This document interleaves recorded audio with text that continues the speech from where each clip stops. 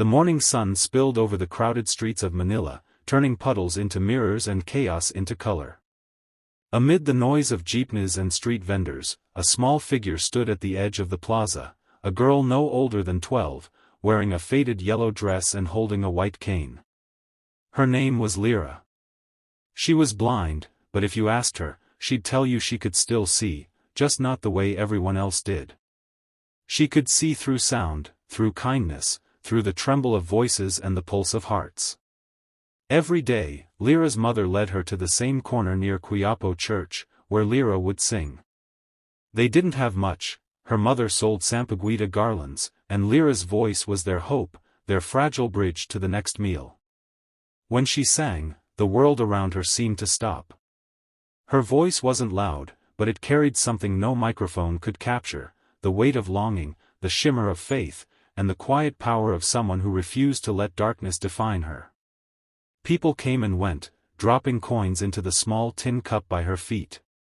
Some smiled, some wiped their eyes, others simply paused, caught off guard by how such a small, barefoot girl could sound like a symphony. Still, most walked past, too busy, too tired, or too afraid to feel too much. One rainy afternoon, as Lyra sang under a dripping umbrella her mother had propped above her, a man stopped nearby. He wore a worn-out jacket and carried a guitar case, the kind musicians drag from one failed gig to another. His name was Daniel, an American traveler who had come to Manila chasing stories for his small YouTube channel, the kind that no one really watched but that he poured his heart into anyway. He had been wandering through the city, trying to find something real, something human. And then he heard her. Her voice slipped through the rain, tender, trembling, pure. She was singing, "You Raise Me Up," a song he'd heard 1,000 times, but never like this. Lyra's version sounded like a prayer, one whispered from the edge of despair, but full of hope that refused to die. Daniel stood frozen. Around him, cars honked, people argued, vendors shouted, yet in that moment, everything blurred into silence except her voice. He didn't record at first. He just listened, tears mixing with rain on his face. When she finished, he clapped softly, unsure what else to do. "That was beautiful," he said. Lyra smiled, though she couldn't see him. "Thank you, sir. Did you like it?" "I didn't just like it," he said. "You made me feel something I forgot I could feel." Her mother, shy but proud, thanked him too. He asked if he could record her singing again, to share her gift with the world. They agreed, though neither really understood what that meant. So right there, in the drizzle and the noise, Lyra sang once more.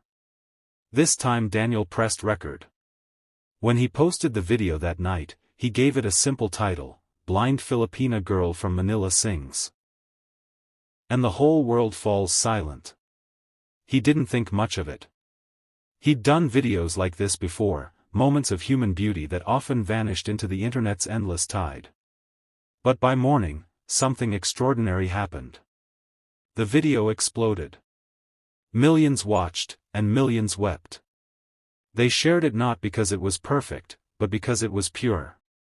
The world, weary from conflict, fear, and division, suddenly found solace in the voice of a blind girl singing under the rain halfway across the globe. Comments poured in from every country, every language. People wrote things like, "I forgot what kindness sounded like," and "Her voice reminds me that light still exists." TV networks picked up the story. Charities reached out. Someone started a fundraiser for Lyra's education and her mother's medical bills. Within days, strangers from around the world had raised more than they had ever dreamed possible. But something even deeper happened, something that couldn't be measured in money or clicks. In a quiet hospital room in Chicago, an elderly man recovering from surgery listened to Lyra's song and decided to call his estranged daughter. In London, a music teacher played her video to her students and told them that true talent was born from the soul, not from privilege. In Syria, a mother shared it with her children to remind them that beauty still thrived in the world despite the rubble around them. Back in Manila, Lyra and her mother had no idea of the scale of what was happening. Their small house didn't have Wi-Fi, and the neighbors' stories of the internet going crazy didn't really make sense to them. But Daniel returned a few days later, his eyes wide with excitement and disbelief. "Lyra," he said breathlessly, "you're famous. The world heard you." She laughed softly. "Really? The whole world?" "Yes," he said. "The whole world." She touched her heart. "Then I hope they felt love." He nodded, struggling to speak. They did. Invitations began pouring in. A local TV station offered to fly her to perform live. An international foundation wanted to sponsor her education in music. For the first time in her life, doors opened, not because someone pitied her, but because they saw her for who she was. Still, fame didn't change Lyra. When she was asked in an interview what she wanted most, she didn't talk about money or recognition. She said, "I just want my mother to rest. She's tired. I want to sing so she doesn't have to sell flowers anymore." That clip alone melted millions of hearts. People were reminded that behind every dream, there's someone quietly sacrificing everything to make it possible. Months later, Lyra and her mother traveled to New York City for a global charity concert called Voices of Hope. It was her first time on an airplane, her first time leaving Manila, and when she stepped onto the massive stage under the blinding lights, she trembled. The crowd was silent, thousands waiting, cameras ready. Daniel stood backstage, whispering, "Just sing like you always do. Don't sing to impress. Sing to heal." She nodded and walked to the center. For a moment, she lifted her face upward, as though she could see the stars beyond the ceiling. Then, with her cane beside her and her small hands clutching the microphone, she began to sing.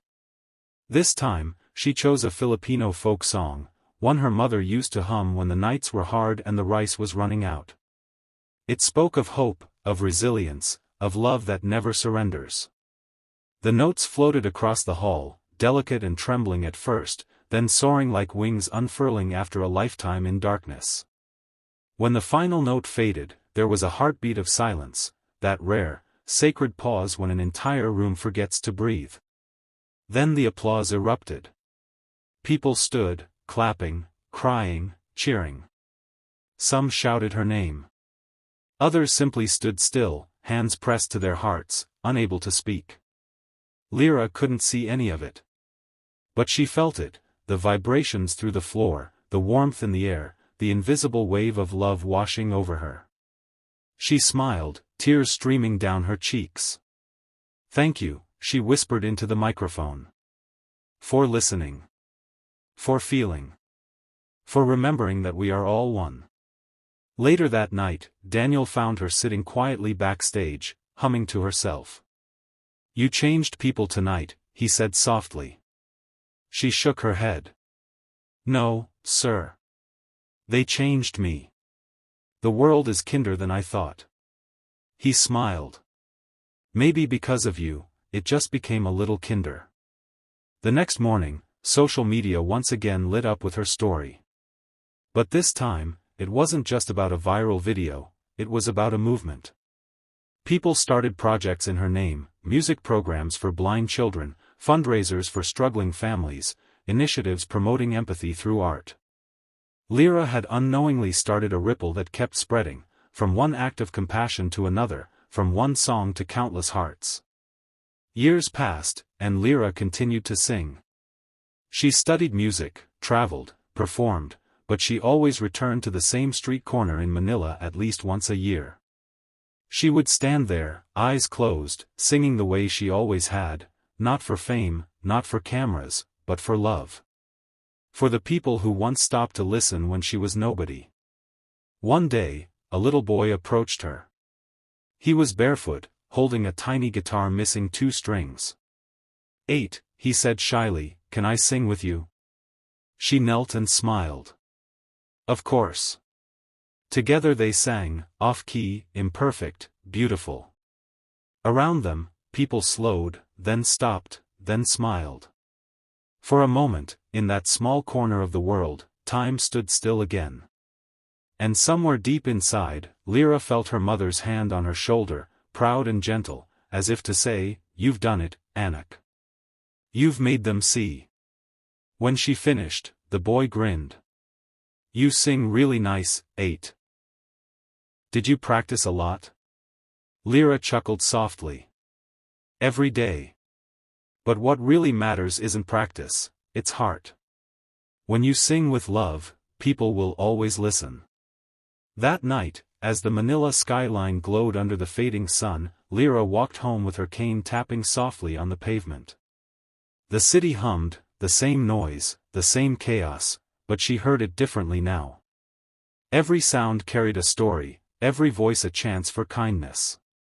In a world so often divided by fear and noise, a blind girl's song had reminded millions of what truly connects us, not sight, not language, not fame, but the simple, enduring music of humanity. And though she could not see the light, Lyra had become it. For when the world fell silent to hear her sing, it wasn't because of her blindness. It was because, for the first time in a long time, people remembered how to see, through her. Through love.